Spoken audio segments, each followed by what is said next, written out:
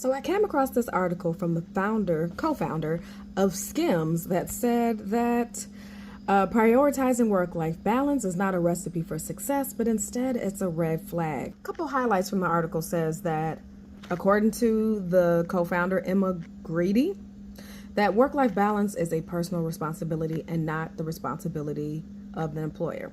I agree with that to an extent, that yes, it is our responsibility to advocate for the balance that we need in our life. But there's still some problematic things about her approach and what she says. If you're going to tell me that work-life balance is my responsibility, well, if you have me working 60, 70, 80 hours a week, doesn't that impede on my ability to create balance in other areas of my life? Just because I'm working more here, it does not mean that I'm creating more hours in the ethos somewhere else. We still only have 24 hours in a day.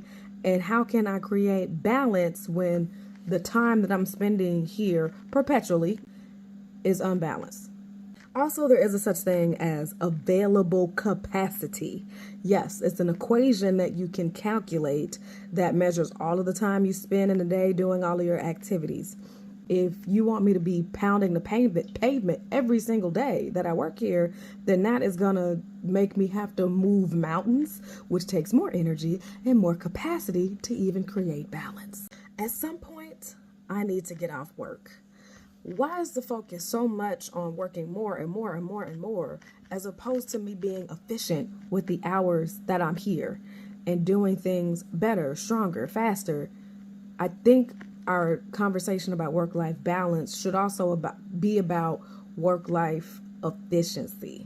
Lastly, she also said that if a person asks about work-life balance, it's a red flag.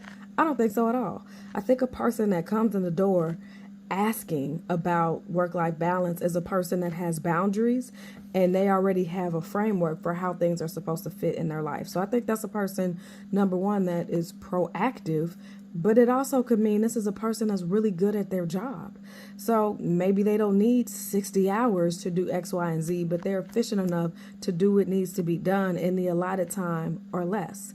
So instead of looking at this as a red flag, I would be more intrigued and think that this is a person that really knows their stuff. I don't know. Let me know what you think in the comments. I felt like this response in this article was pretty arrogant and way off base, but I'd like to hear your thoughts.